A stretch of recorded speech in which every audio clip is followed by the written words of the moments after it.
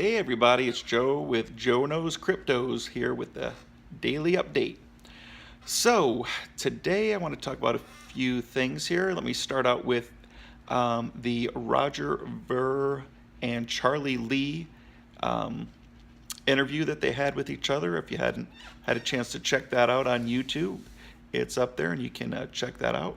Roger Veer is the spokesman for Bitcoin Cash, and Charlie Lee is the creator of Litecoin. So if you don't know anything about Roger Ver, he's a very big voice and a very big cheerleader for Bitcoin Cash. He's trying to, in my opinion, create his own reality for Bitcoin Cash, the kind of if you build it, they will come from the field of dreams type of thing. He's trying to hype up Bitcoin Cash and get people excited about it, even though it may not be quite everything that he hypes it up to be. He makes a lot of claims and says that there's a lot of things going on which may be in the works, but he really hypes it and makes it sound like it's a done deal type of thing. And these things are not done deals. He also spent, I think, over $1 million or hundreds of thousands of dollars to get the domain name Bitcoin.com, which is kind of fraudulent because he's not Bitcoin, he's Bitcoin Cash. But he wants to have the Bitcoin name and he wants to be associated with Bitcoin because Bitcoin Cash is a spin-off of Bitcoin. So, I mean, the things that he does are kind of sneaky in my opinion. I try to stay away from people who do business like that because they're kind of shady and that stuff all comes out in the wash in the end. So, you know, he's maybe fooling some people now, and that might be why Bitcoin Cash is running up. Like I said, he's trying to create his own reality. So, you know, he's trying to make it something that it's not. And if enough people believe him and go along with him, then, you know, maybe it will become what he touts it to be, but it's not. Now, Charlie Lee in the past has received criticism, and let me tell you about Charlie Lee. He worked for Google. He's one of the programmers at Google, one of the top programmers at Google. He worked for Coinbase, he worked for Bitcoin, and then he created Litecoin. He created Litecoin with the intent of it partnering, going hand in hand with Bitcoin. He refers to it as kind of like Bitcoin's little brother, or the silver to Bitcoin, which is gold. And he's considering Bitcoin to be more of your store of value, Litecoin more to be your day-to-day purchases and things like that. So since there's fewer Bitcoin, when you want to save your money, you'd put it into Bitcoin, and when you want to do smaller transactions on a daily transaction basis, that's when the Litecoin would come into place, because it is going to be faster and cheaper to do transactions with on a regular basis, where Bitcoin is going to be cheaper when the Lightning Network comes about, and Litecoin will be even less expensive to do transfers of money and transactions. But that was his whole thought behind it. Now, he did receive a lot of flack because he did sell all his Bitcoin, or actually give it to charity, the Litecoin Foundation, and he did this on 3 different occasions. Once at around, $150, once around $250, and once around $300. He caught a lot of flack because the last time he sold out of his 3 times that he sold was at the all-time high, and people think that he was, just cashing out of Litecoin and taking advantage. But this interview with Roger Ver confirms to me that that is not the case with Charlie Lee. If he just wanted to cash out, take his money and run, and he could just say sayonara, see you later, I'm out, peace out, later, smell you later. But no, he's still in there fighting for Bitcoin, promoting Bitcoin, coming up with new solutions for Bitcoin. And you can tell he's a critical thinker. You can tell that his wheels are constantly turning. Whenever a question is asked, he is thinking it over and pondering it. And if Roger would try to accuse or say kind of, Roger is like comes at you kind of like an attack dog, and he's kind of going at Charlie Lee like, well, what about this? And what are you going to do about that? And Charlie Lee takes a second. You can see his wheels are turning, and he comes up with a great response that Roger can't, say, oh, I got you type of thing. So in my opinion, that made Roger look bad. It made Charlie Lee look good. Also made Lee look good in the fact that why even do an interview with someone like Roger Veer unless, why even put up with the hassle if you don't care, if you're just trying to cash out on your Litecoin? He wouldn't have to do that. So the fact that he got in there and did an interview with the person who many people think is the most obnoxious person in crypto, Roger Ver, just proves to me that Charlie Lee is out there and he's fighting for Litecoin and for the betterment of Litecoin. I also think that Charlie Lee personally enjoyed the interview because you can tell he's a deep thinker and he likes solutions, and he probably doesn't have that many people who come at him like Roger did, who challenge him and who question him.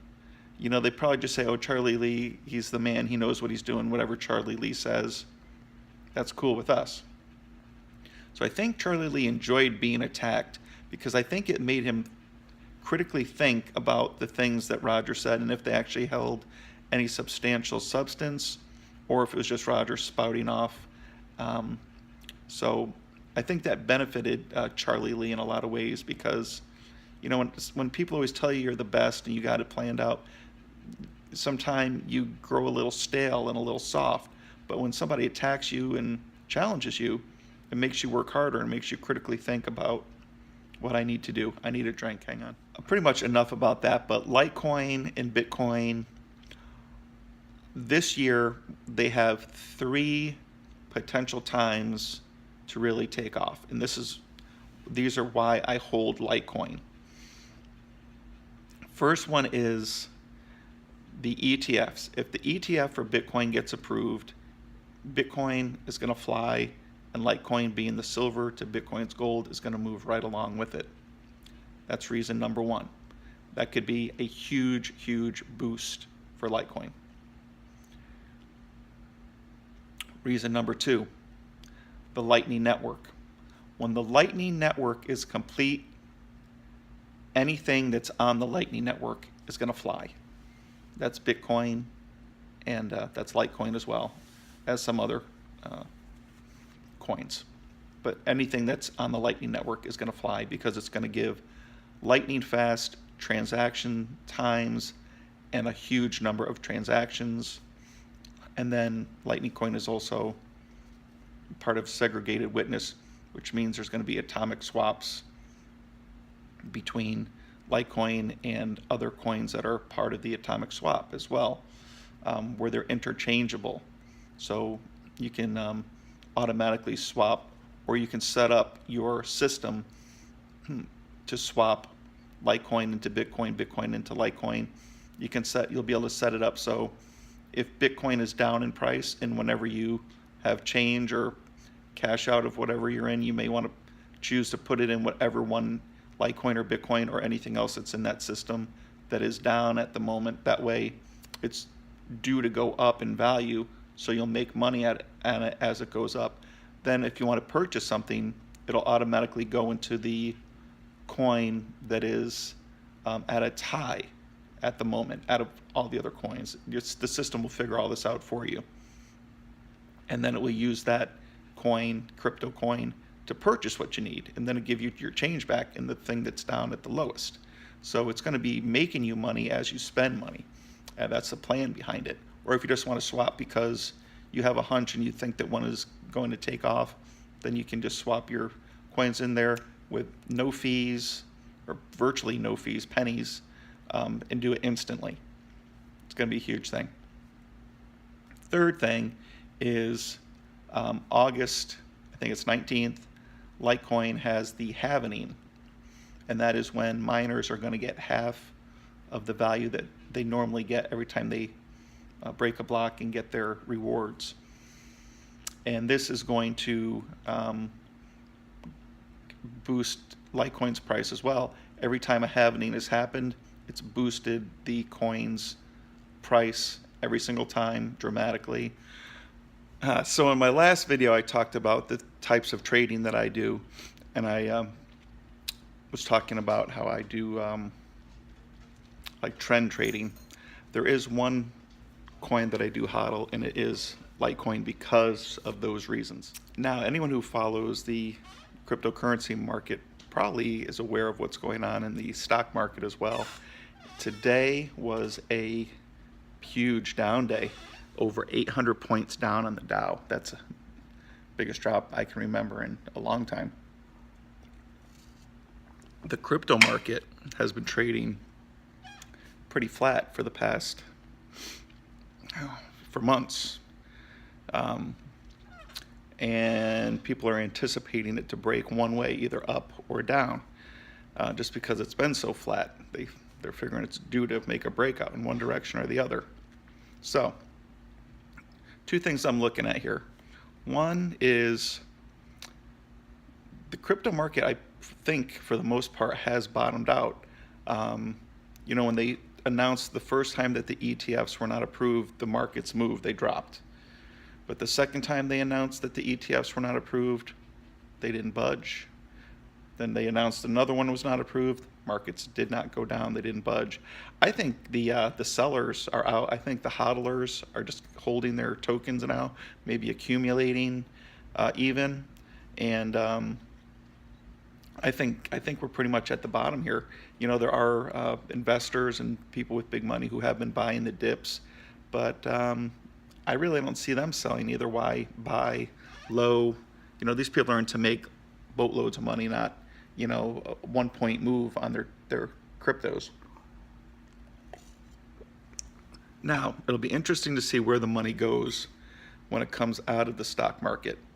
Is it going to stay on the sideline for a while in cash? Is it going to go into commodities like gold and silver? Or is it going to spill into the cryptocurrency market? Or will the market go back up? Will people put it back in stocks? Huge down move today. Will panic selling happen? I think it's very key to keep an eye on the stock market and start to see what areas start to nudge up. And I think if people see the cryptocurrency market start to move up, people might start getting that fever that they had last year, even though the Fed doesn't want it to happen. And we may see a big run up, especially if the stock market drops. We may see that money go right into cryptos. I kind of anticipated this happening, but I didn't think it was going to happen until Trump ran for re-election. But I think that the elite are starting to go into a little bit of a panic mode here. Trump is accomplishing way too much. He is bringing wealth back to America. And if the Republicans win the House and the Senate in November, he's going to make a lot of laws that are going to stick, not just executive orders that can be rewritten over by the next president, but he's going to make things that are going to pass into law. They're starting to panic. They don't want this to happen. They want to keep us all down and under their thumbs where they can control us. I think they want to, I hope it doesn't happen, but they may crash this market. A lot of analysts have been talking about a huge market crash coming, like serious, like the biggest of all time, because everything's overinflated and overvalued. Keep an eye on it, guys. Be very careful. You know, love your family, and try not to panic too much if stuff starts to go crazy out there. But you know, see where the money's going, and it seems like it's, to me, it's probably going to start going into cryptos. Your old school people might put it into gold and silver. Your younger generation might start putting it into cryptos. But if this is the start of a stock market crash, I think we're in the right place. It's better than being in fiat currency. It's better than being in the stock market. All right, and that's the end of my video today, guys. Please like, subscribe, ring the bell for notifications. And like I said, the more subscribers, the better quality and longer videos I can do for you, because I have a lot to talk about. All right, love you guys. God bless. Bye.